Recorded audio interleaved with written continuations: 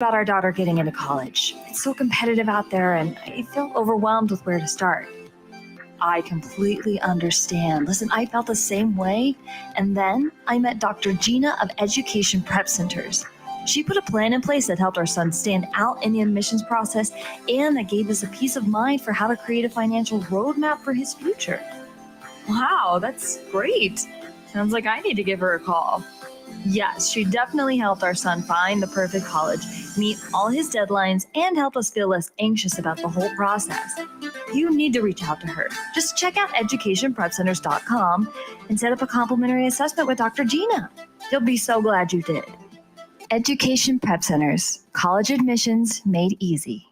Let's be honest. Wheelchairs are heavy, bulky, and ugly. If you carry a wheelchair in your car to take care of a loved one, you know how hard it is getting that clunky, old-style wheelchair in and out of your car. Introducing the Feather Chair Wheelchair. At 13 pounds, it's the world's lightest wheelchair. It folds in seconds and fits neatly in your trunk, backseat, or closet, so you can take it everywhere. And it's only available right here. Order yours today and get a free wheelchair case, a $50 value, yours free. The Feather Chair. The world's lightest wheelchair is just $4.99 with easy payments as low as $16 a month. Sorry, no Medicare or insurance accepted. So call right now to order yours. 800-823-5826. 800-823-5826. 800-823-5826. That's 800-823-5826. Hey, there's something you forgot to do. It sure is hot. Are you sweating like a dog? Wait, what? Dogs don't sweat. Oh no, you forgot to get your window tinted. Whether it's the kitchen window that sits in the sun for the hottest part of the day, or you just got new wheels, call Sharp Window Tinting in Burleson. 817-615-9379, or look them up on the web, sharpwindowtint.com.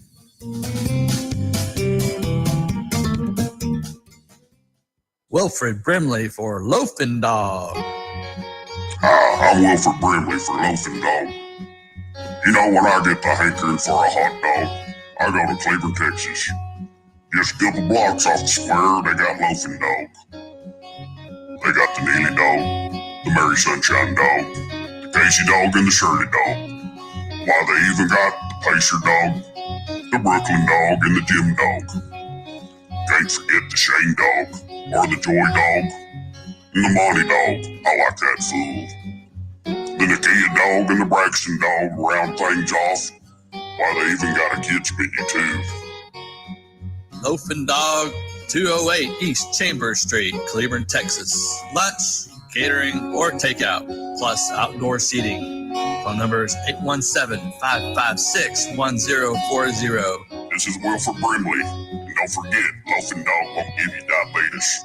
Fast Track Student Loans can get your student loans out of default, stop any wage garnishments, stop collection calls, and stop seizure of your tax refund. Give yourself a break. Stop the stress and get your student loan payments down to as little as $25 a month based on what you can afford to pay. 800-709-4395, 800-709-4395, 800-709-4395, 800-709-4395. You're listening to Joco Community Radio.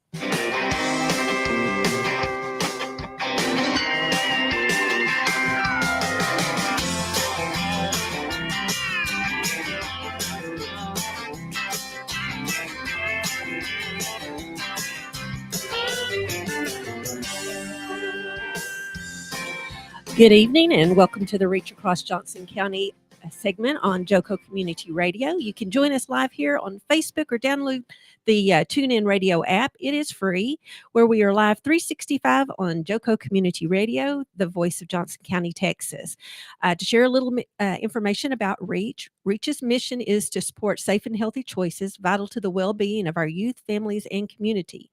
This show will guide you, educate you, and inspire you to be a part of the solution and to reach out and make a difference in our communities. What began as a local movement in the city of Midlothian grew to include programs throughout Ellis County with only a few short years and eventually expanded into neighboring Johnson County, Texas. And here we are today. And I am Shari Phillips. I am Community Liaison for Ellis and Johnson County for Reach Council. And I'm going to have my co-host introduce themselves. Hi, everyone. My name is Ashley Petkin, and I'm the Johnson County Coalition Coordinator. Hey everyone, this is Emily Stuffelby, and I am the COVID Project Coordinator for Johnson County. And we are very excited to say that we have a special guest in studio with us this evening. Our topic, just to kind of bring you aware of that, is we'll be discussing the prevalence of family and partner violence.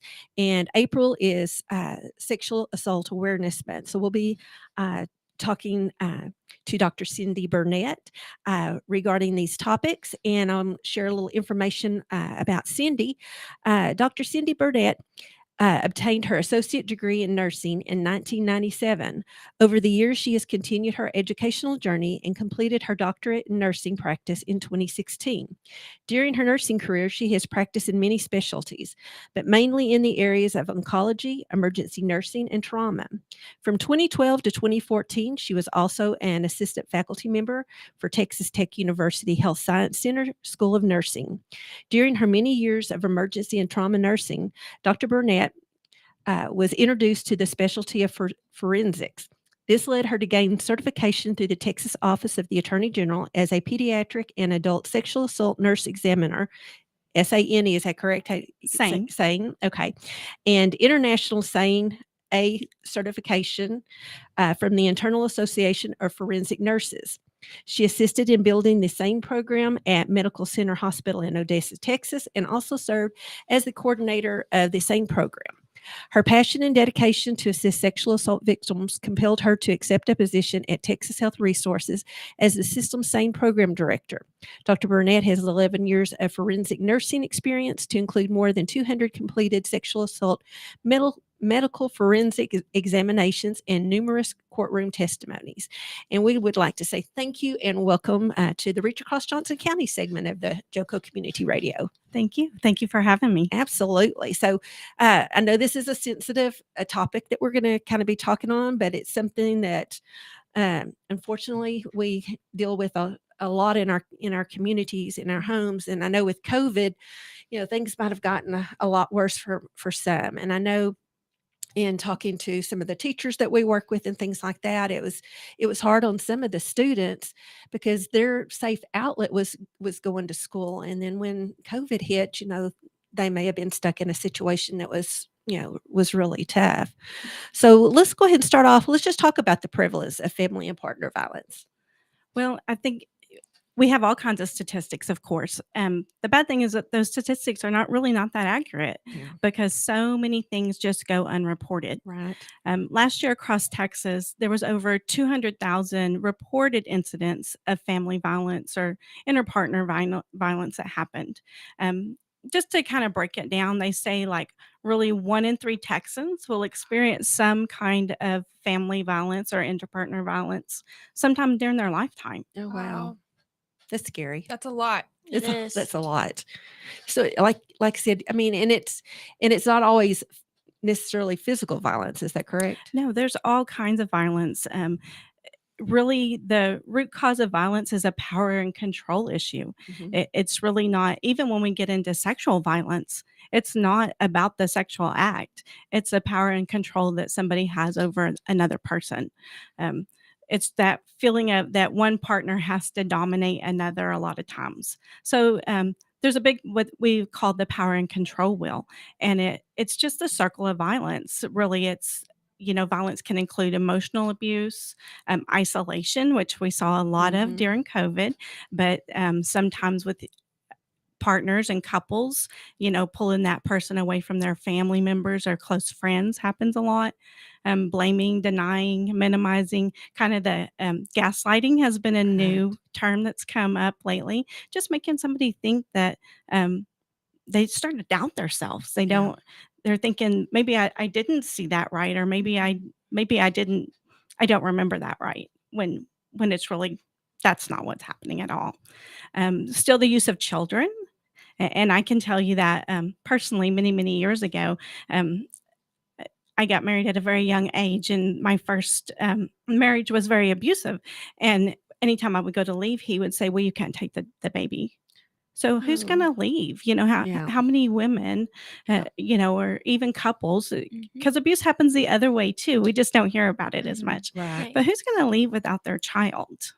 Other things can be male privilege, especially in certain cultures that we see, even economic abuse and coercion of threats. I mean, that's just, that's a lot of stuff, and sometimes they just happen in concurrent with each other, or there's lots of ways that abuse happens. Oh, goodness. That's kind of scary. The effects of family partner violence on others. How would you say that what do y'all see on how it affects? That's a huge question because really, you have the effects there within the home. Okay. But then you also have to think of the effects even on our communities. When you think about it, the effects in our home, even for the victim themselves, even if it's just an emotional abusive, I say just, I don't mean it just, but if it's an emotional abuse, a lot of times they have a lot of other even psychosomatic illnesses, they come in to see us. I used to be an ER nurse, and we would see the same patients a lot for with complaints of like abdominal pain, headache, nothing you can really diagnose sometimes or put your finger on, but the stress and that type of stuff was causing those reactions. Besides that, there are still actual physical effects of the abuse itself on that victim. Then you get to the children, if there's children in the home. Yes. And most of the time there is, what do they see? Just, the emotional stress that they're under, not knowing what they're going to walk into every day after school, whether it's going to be a good day or a bad day, Right. It affects their schoolwork sometimes. And I think even worse, they're learning bad habits, Right. bad dating habits and what to expect out of a relationship on both the male and female part. For the male part, is it that male privilege that we're Right. talking about? Then look at on TV. We have the celebrity couples that are in domestic violence situations. We have our NFL guys and things like that. And these are like, should be our mentors. Right. And they're teaching our kids that is okay. And it's not okay. Yeah. And even the community, we think about the cost. I know in sexual violence, it really costs Texas $8 billion a year. Oh, is what it wow. costs Texas, and they're thinking of what is that for lost productivity of people not coming to work, Yep. Medical costs, jurisdiction, court costs, that type of thing. But then, for some of these victims, it puts them on into drug and alcohol use to deal with the issues that are going on, and sometimes even homelessness. So when you think about it that way, it can be very, it's a large, it's a huge battle for anybody.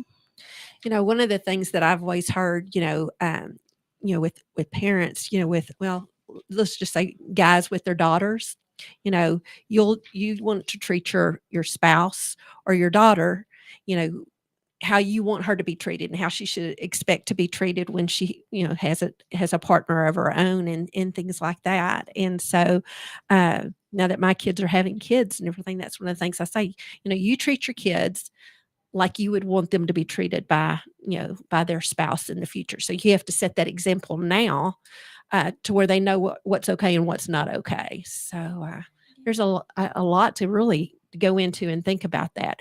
Do you see violence against kids very much, or is it just the typically the adult or the partner? I really feel like if there's a domestic violence situation or inter-partner violence situation in the house, that is a violence against your kids too. Yeah. Because more than likely, if they're talking emotional abuse, that type of thing to the spouse, they're probably doing the same thing to the kids as well. Yeah. And just them hearing it every day, being talked down to, even if maybe they're not talked down to, that's what they're hearing somebody tell that parent, that they're no good. And that's just something that they pick up. Goodness. Okay. So why can it be difficult for victims to leave such relationships? I don't, just think of yourself when you were young. It was hard to leave a relationship that was a good relationship sometimes. There's that guilt, there's all kinds of things that go along with it. But then in that domestic, when there's some abuse going on, sadly, too, that's the most dangerous time for people to leave.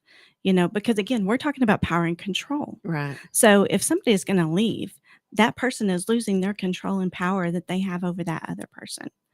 In a lot of these, situations, again, the one spouse may control the money, they may control the kids, all of those things. So it's really hard. Maybe they never got an education. How are they going to support?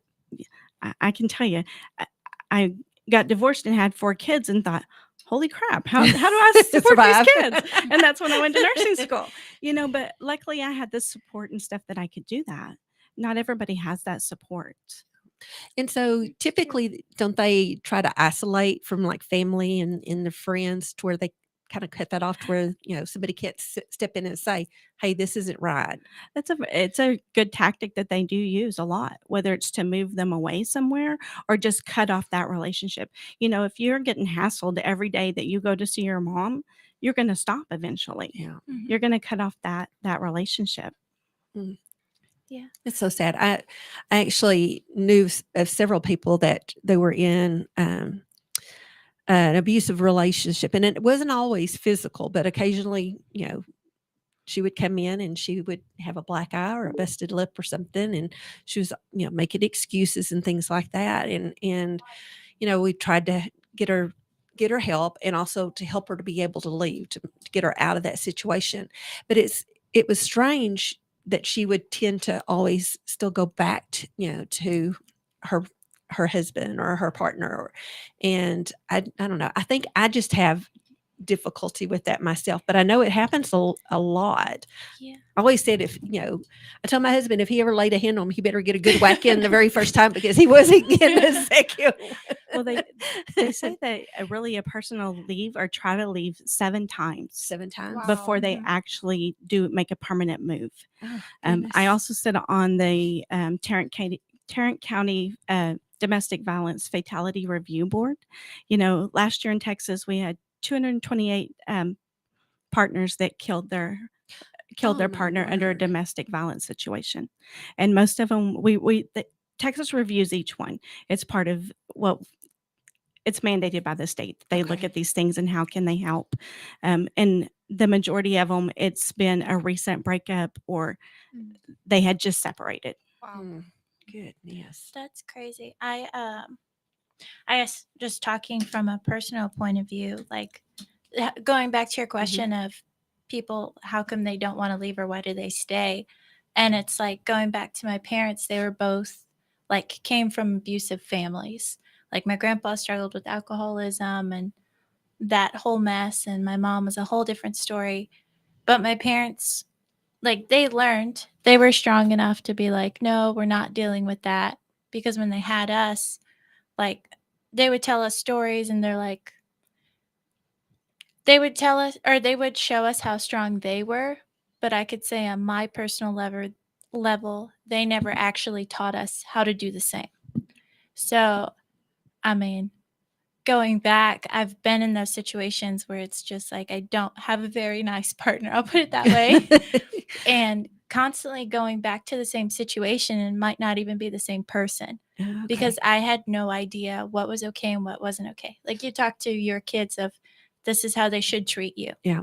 And all my parents knew how to teach us was, that Bible verse of treat everyone like you want to be treated. Yeah. But that's as far as they knew how to teach us. Okay. So I had to learn the hard way.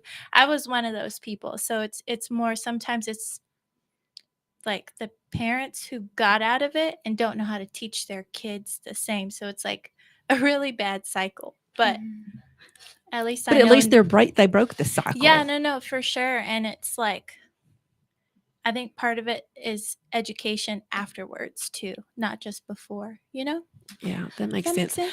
Yeah, I will say that I've been really lucky myself, and I think that's why sometimes I have a hard time, realizing how many people probably deal with this situation, and they don't know where to turn and things like that. And so I will say I've been rather blessed, myself, but I know that there are people that do struggle with this, and we want to try to get them in the right direction on how they can get help or how they can break the cycle themselves. Yeah. Right. So we're happy you're here. Yes, definitely. And sometimes I think we shelter our kids too much, and maybe we shelter them to the wrong things. Yeah. Because what we watch just on late night, not even late night TV, but primetime TV, Yes. is more than what we actually sit them down and talk about what is proper, what isn't proper, what consent is. I mean, all kinds of things. We don't want to have those conversations with our children. Yeah, those are difficult conversations. That But they we, need to as be parents, we had. need That's we right. do need to have those. Because we can either teach them the right way,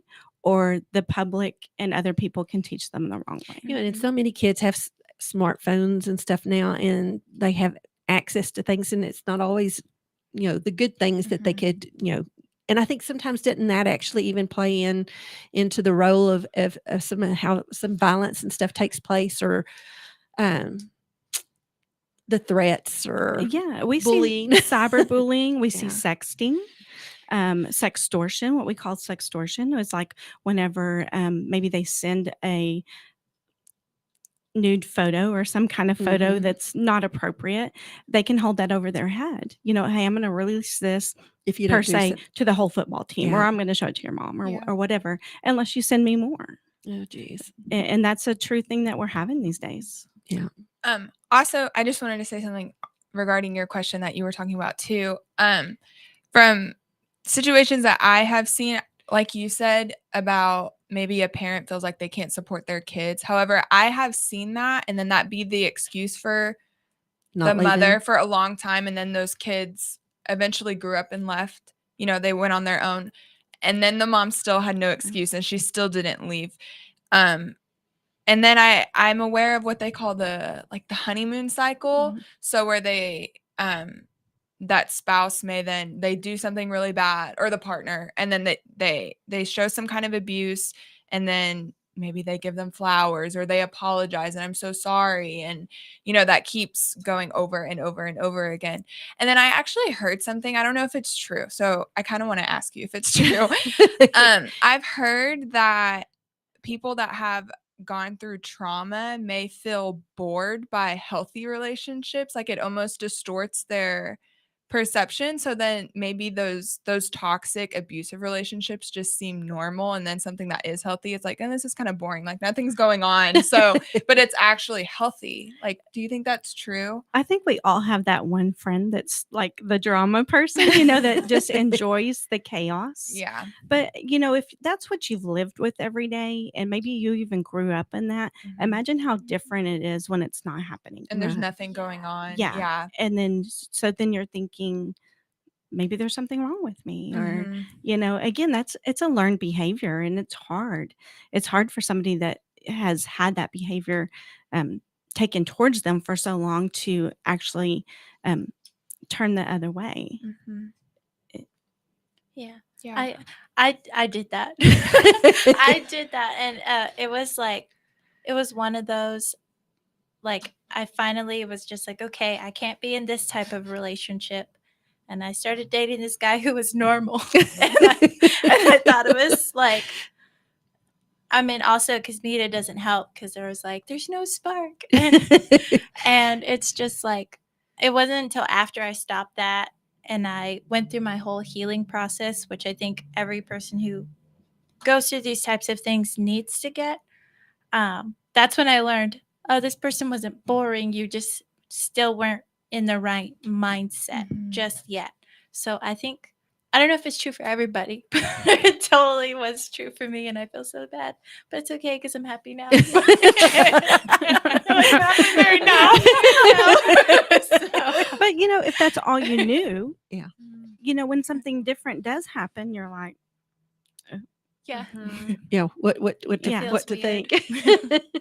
What do you think some of the potential warning signs someone may be abusive? What would you usually? Well, I think to start out with, is that jealousy thing. And everybody, it's flattering to be, whenever you're young, and for somebody to be jealous because you talk to whoever, but it can go completely the opposite way too.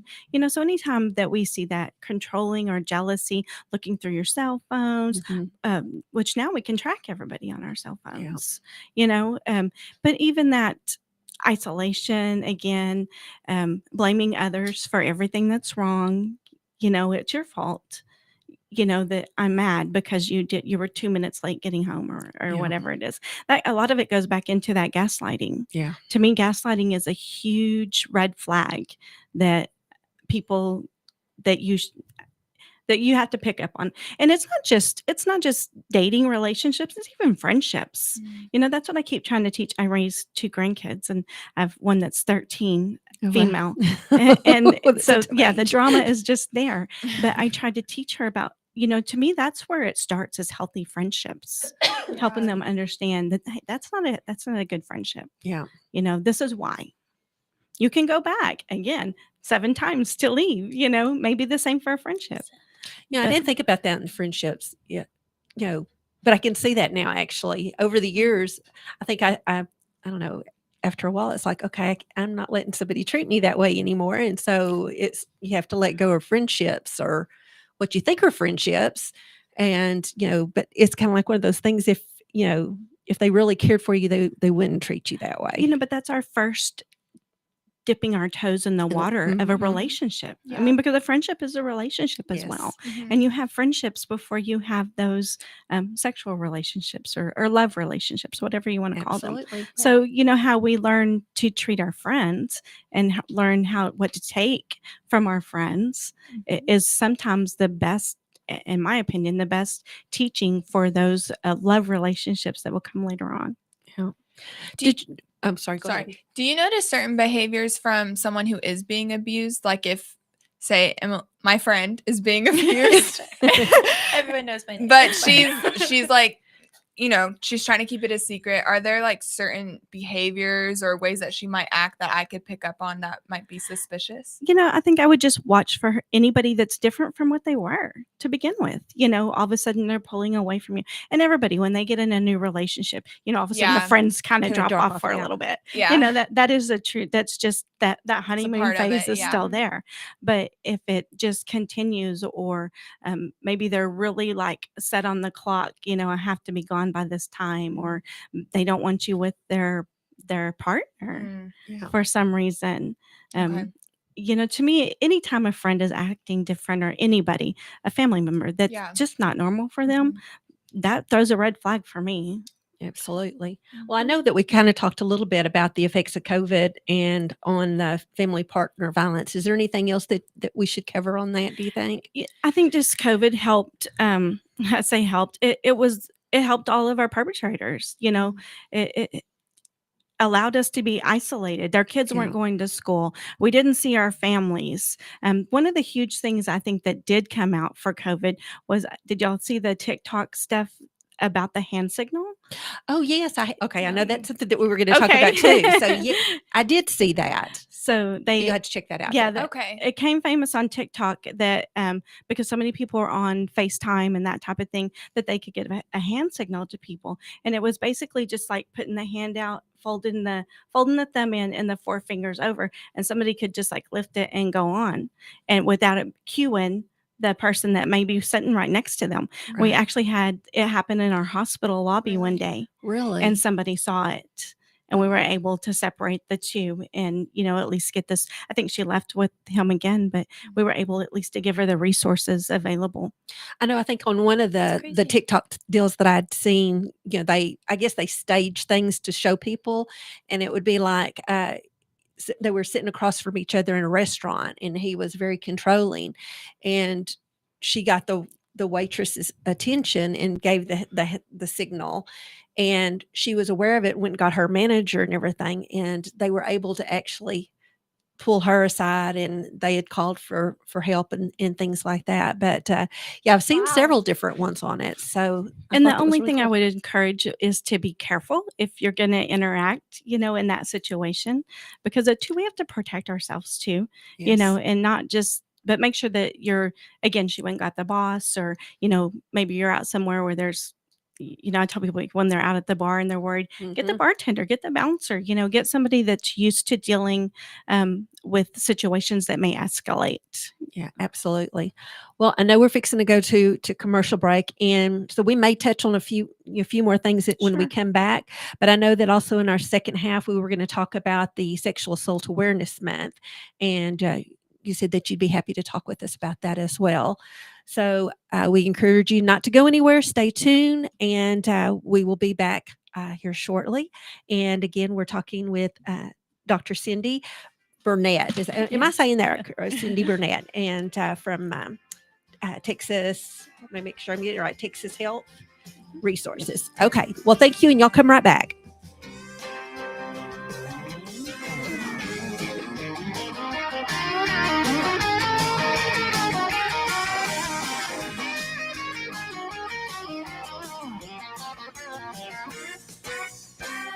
If you are trying to quit drinking or doing too many drugs, listen to me. You don't know me and we'll never meet. I had a problem like you once. I drank and used to party a little too much till it got out of control and almost ruined my life. I realized I needed help to fix my problem before it totally destroyed me. If you've tried to fix your drinking and drug problem and you know you can't do it alone, you need to call the National Treatment Advisors. They'll immerse you into a 30-day program to replace your old habits with new habits and totally change your life. And if you have PPO private health insurance, the entire program may be covered. Fix your problem right now before it gets any worse. Get clean. Call now and learn more. 877-247-1581. 877-247-1581. 877-247-1581. Out-of-date carpet giving you the blues? Tired of your old dingy and broken tile? Let my friends at the Floor Store in Cleveland, Texas give your home the makeover it deserves. This is Old Taco Joe coming to you for the Floor Store. Whether it's carpet, tile, wood flooring, or real wood laminate, the Floor Store can cover all of your flooring needs. Located at 405 West Henderson Street in Cleveland, Texas, owner Brent Harris can help. Shower tile, tub surrounds, even backsplashes. Give them a call today at 817-641-9444. The Floor Store, they got you covered.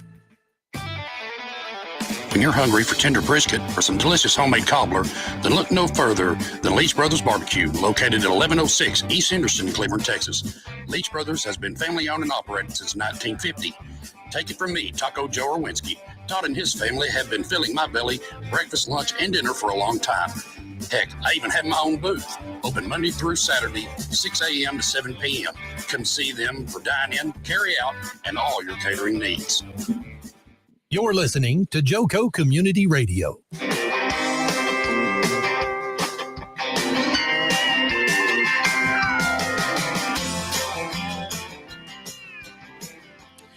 Welcome back to the second half of the Reach Across Johnson County segment today. Joco Community Radio is proud to be the voice of Johnson County, Texas, and is live 365 on the TuneIn Radio Network. To listen or watch, simply go to tuneinjoco.com to choose where and how. The Joco Community Radio app is now available for free on Android and iOS devices. Simply search your store. Check out our lineup and more on jococommunityradio.com. This episode and more is brought to you by Patriot Claims, making your insurance work for you. Reach out to your Texas sales rep, Nona Reed, at 844.tex.hail. That's 844-839-4245. And I want to welcome back our guest today. Cindy's here, and we've been talking about the prevalence of family and partner violence in the first half of our segment. And I did want to cover, if somebody that may be listening may be experiencing some of the things that we're talking about and might need some help, what do you suggest that they do? Now that we have electronics and stuff too at our fingertips, every county pretty much has a crisis center here in Johnson County. Okay. It's the Family Crisis Center of Johnson County. Okay. They have, that's what they're trained for. Okay. They're trained to step in and maybe not even pull you out of that situation. They can, if that's what they need. They can get you to safe housing, but also give you tips on what to, maybe make a safety plan. About what would you need if you had to just leave in the middle of the night. You know, think about how hard that would be to think Yes. about everything that you need. So they will even help them to start thinking about that, to put those things together. So when they're ready to leave, they can. You know, so information is always available on any of the websites. There's a national domestic hotline. Okay. I'll even give you the number. It's Okay. 1-800-799-7233. They answer that phone 24/7 Okay. and they connect you with the resources in your community. Oh, that's awesome. You know, on top of that, again, some people have a fear of walking into police stations. That's always an option. But also just walking into your local hospital, to the ER. We have social workers there. They can call somebody that's specially trained to get somebody the help that they need.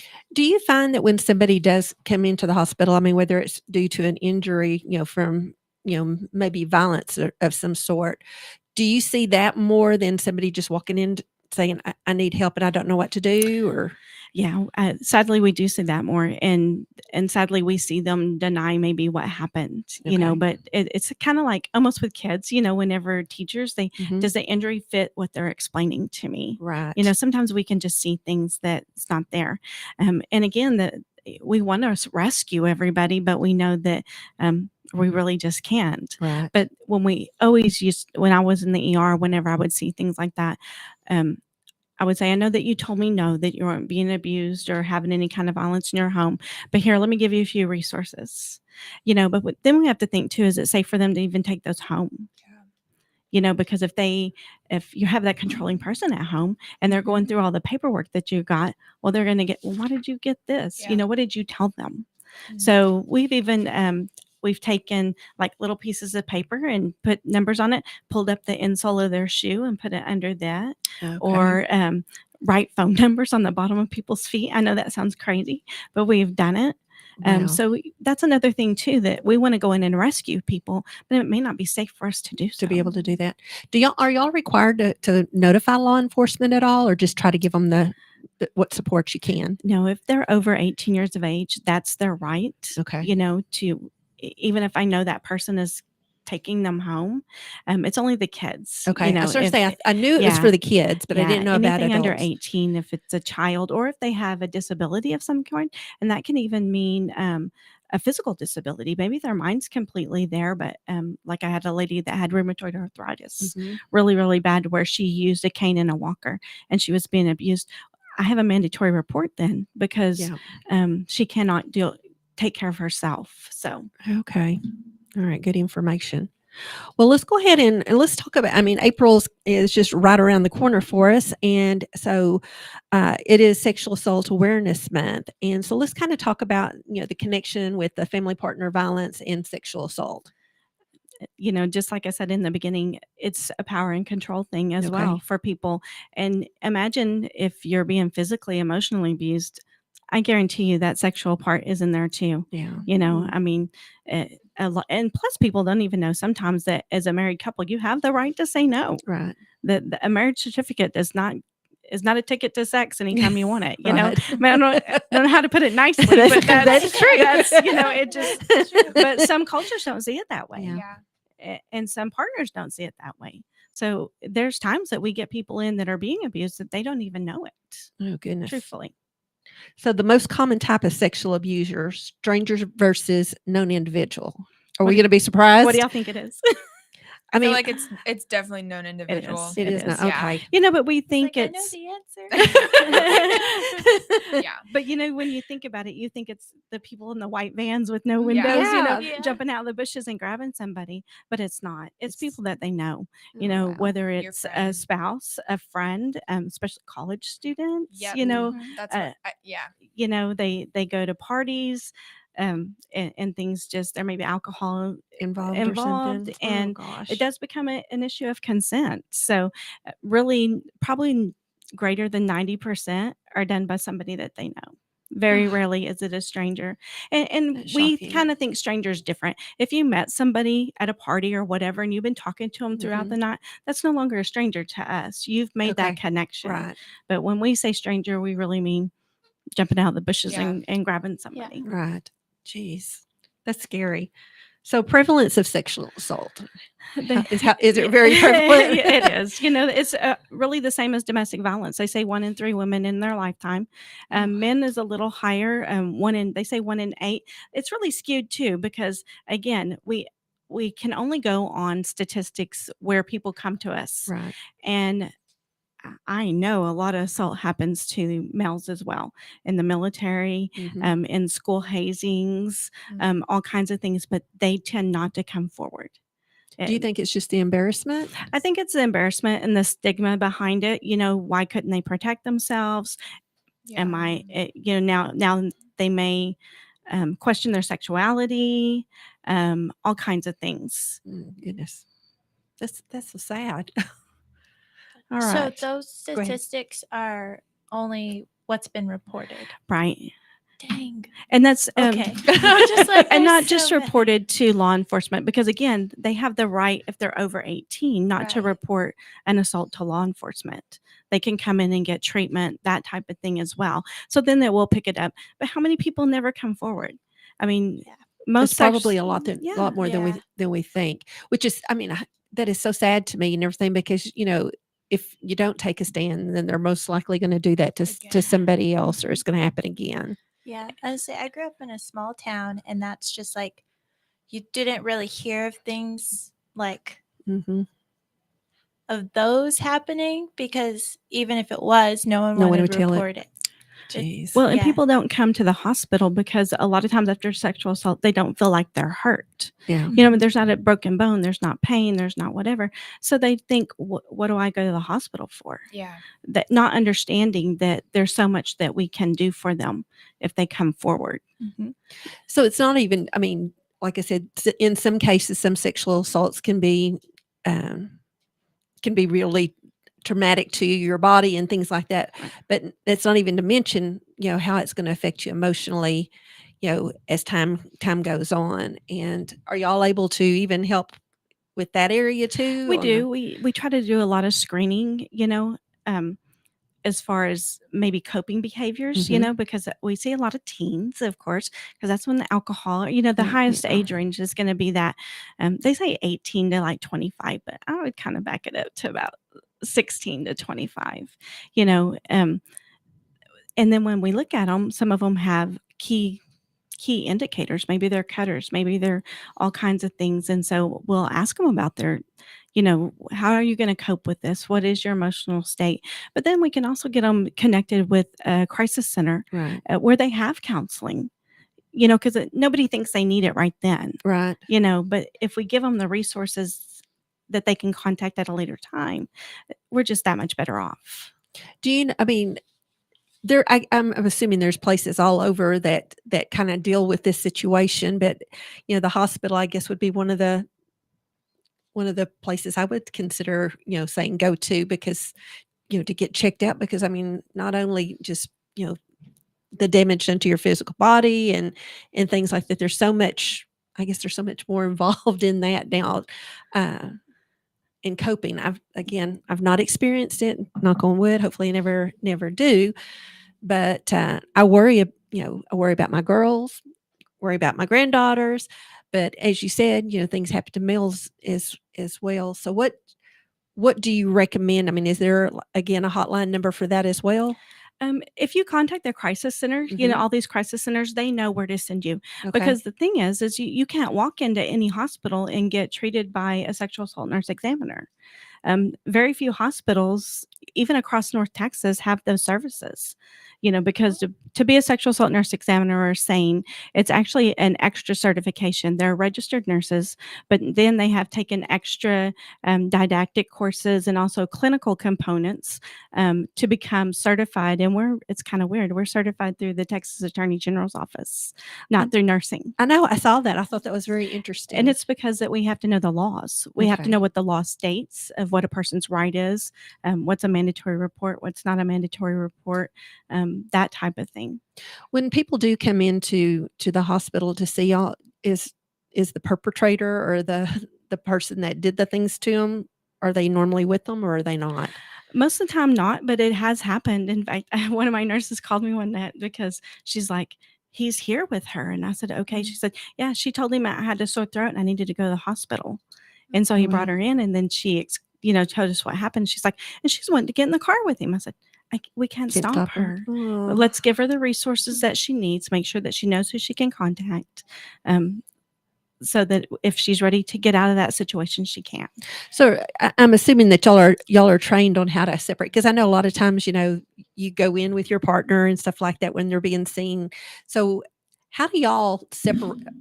How do y'all separate typically? We're very conniving, We need you to fill out these forms. Yeah, we can use the excuse that we need to go to X-ray, because nobody can go in X-ray, but just the people that are the nurse and the patient. We may not even be doing an X-ray, but we can always use that for an excuse. COVID has worked to our benefit in that situation because the hospitals have been so locked down. Right. But we will connive and do what we have to do to try to get them separated. That's good. Does someone who needs a sexual assault exam, don't they have to come in within a certain amount of time after the incident? Really, for us to collect evidence off their body, it has to be within 120 hours. That's 5 days. People don't realize it's that long. I was thinking it was like 24 hours. And it doesn't matter what they've done. If they've bathed, if they've whatever they've done. Research has shown, especially for women, that we have enough, especially our vaginas, there's places that evidence, that DNA will live. Oh, okay. Because it's DNA is anything from when I touch you, I leave my DNA on you, to spit, saliva, sweat, other bodily fluids, but especially places, although we bathe and shower, our vaginas are a little bit different. Yes. That DNA lives in there. It may wash off the outside, but there are still places that sometimes we can gather it from other areas of the body. So up to 5 days. That's good. I did not know that. I didn't know there was. I'm a like time you, 24. And after 5 days, if they want to come forward and be checked for sexually transmitted infections or anything like that, that's still okay too. But we're limited to 5 days under the law for collecting evidence, unless it's a weird situation. And we've had cases where somebody's been held captive and not been able to bathe or anything like that. So we have to think outside the box a little bit too, because sometimes it may be pertinent to do it past that 5 days, past that 120 hours. Are you able to go in a little bit more on your role as a sexual assault nursing examiner? Sure. Our job is really, people think we're evidence collectors, and it's the big joke with us that I could teach a monkey to collect evidence. It's not like on SVU, like, they make it out to be. But our job is really to provide a comprehensive trauma-informed exam on somebody from head to toe. For medical issues, we sometimes see people that have didn't realize they even had something wrong with them, such as tumors or just other things that we happen to notice. But we're taught to really be very sensitive, and we're supposed to be a non-partial person in this role. But we can talk to them about in ways not to re-victimize them. And that's been the huge thing that's really come across lately, even with our law enforcement, is that the way that they talk to victims, they tend to be re-victimized over and over and over. So that's a big thing of what we do. But really our job is medical. We're nurses. We go in there, we make sure their body is okay. We look them over from top to bottom. We collect a history based on what they tell us. If there's strangulation involved, which strangulation's been a huge thing lately, and strangulation with domestic violence, we know that person's at 7 times more risk of dying. Oh my goodness. Of being killed at the hands of their partner. But we've also learned over the years that strangulation is a huge health concern. It puts pressure on these carotid arteries and actually rips them very easily. Oh goodness. So we do full strangulation assessments. We document any kind of injuries, and then we kind of look at what happened and suggest the proper antibiotics, maybe to prevent pregnancy, prevent sexually transmitted infections. And to me, pregnancy is a big deal right now with the heartbeat law. And I'm not pro-abortion, pro-life, either one. But by the time a baby has a heartbeat, now in Texas, you can't have an abortion. So for us, Plan B is when we talk about pregnancy prophylaxis is a huge thing that we like to discuss. And it's completely, this is the one time you can walk in as a patient and your care is up to you. Because Okay. I tell Yep. them, this is your training, you're running it. Because if you're uncomfortable with me doing something, I'm not going to force you. Somebody else has already forced you to do all kinds of things that you Right. didn't want to do. So the last thing I'm going to do is Is force force you to something do up. anything. Wow. I was going to ask, what is the drug facilitated sexual assault? Drug facilitated sexual assault is basically just that, drugs, but our number one drug is alcohol. Yeah. Anybody that is past the point of consenting, knowing what they're saying, doing, even if they say yes, really cannot consent. That was one of my questions.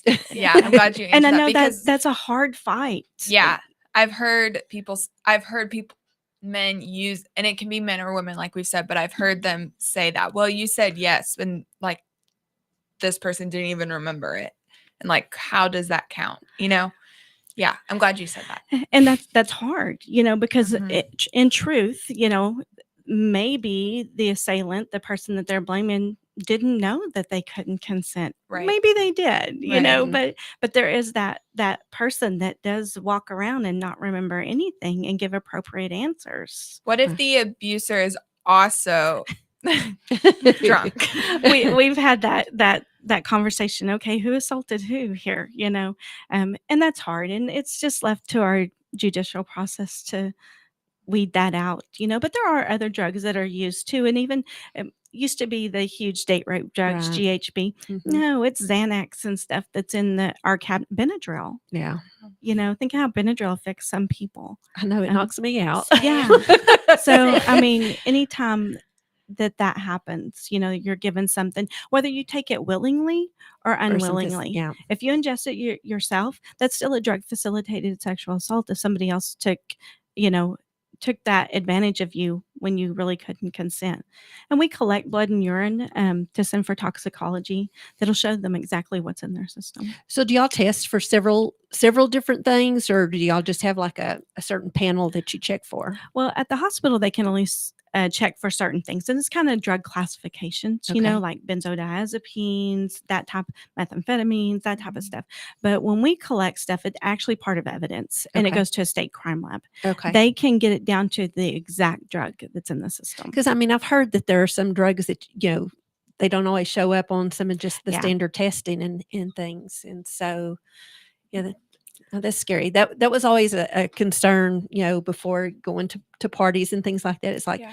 never leave your drink unattended Yeah. because you never know. And it's true. And whenever I talk at colleges, that's a lot of the things I, have the buddy A buddy system. system. Yep. Have your buddy, especially spring break was just here, don't leave your drink unattended. Don't take an unopened drink from Yeah. somebody. If you're at the bar, watch them make it. Yeah. And I know that sounds silly, but it's not. It's probably Yeah. surprisingly how often that's how it does happen.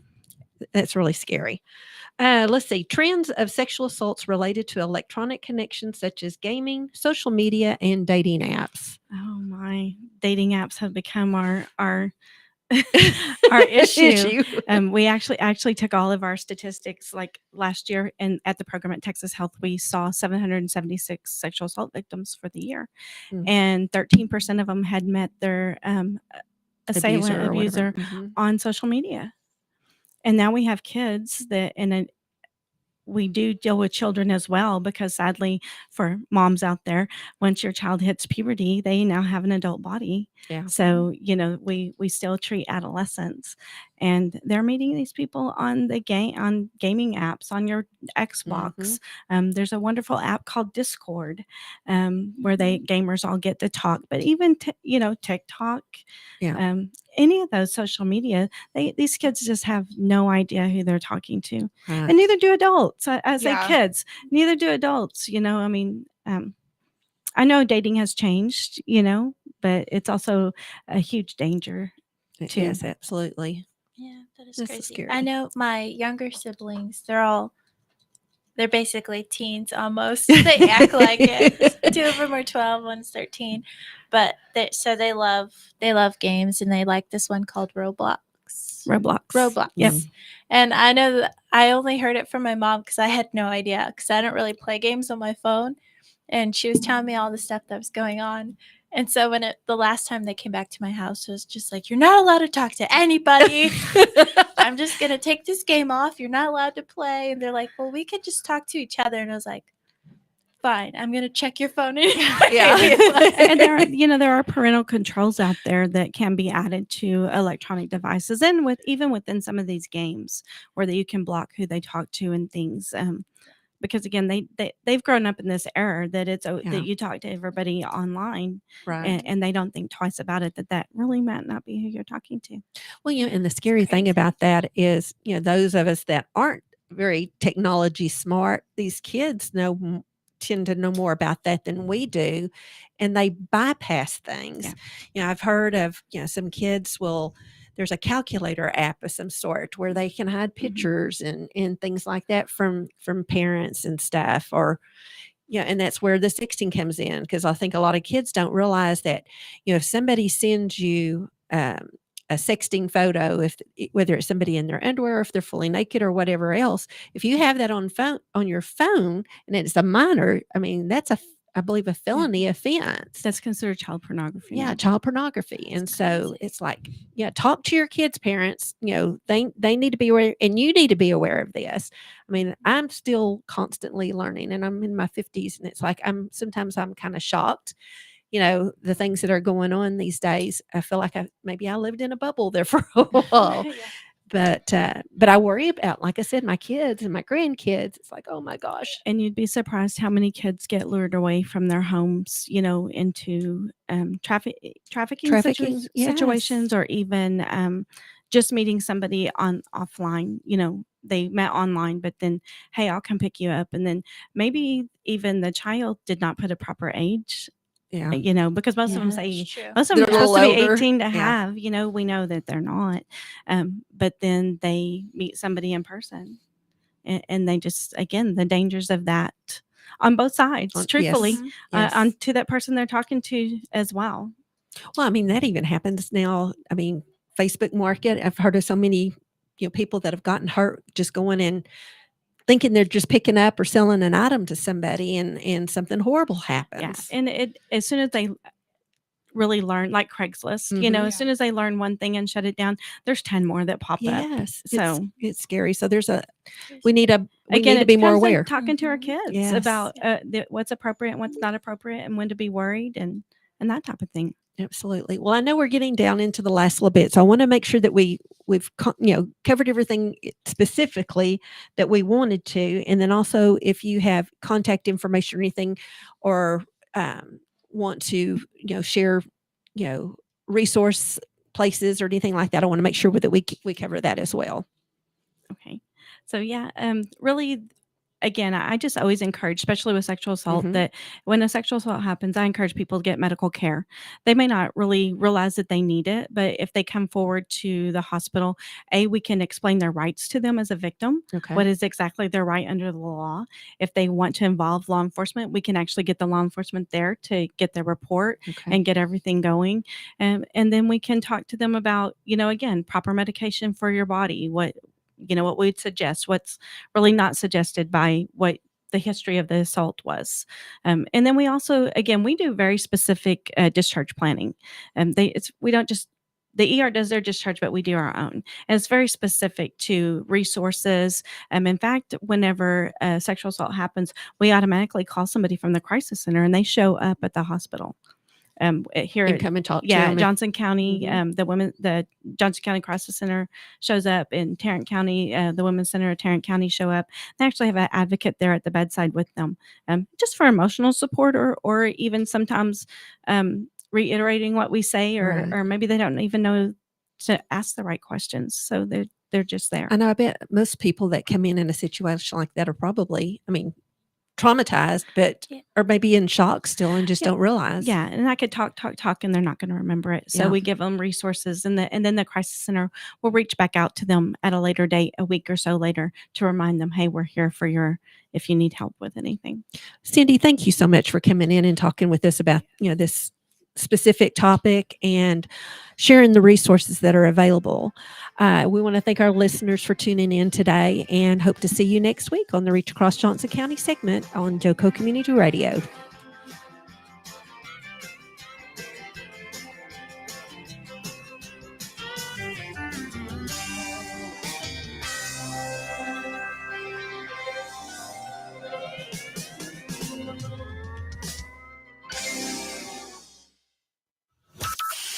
From Burleson to Venus and Grandview to Godley, this is the voice of Johnson County, JOCO Community Radio.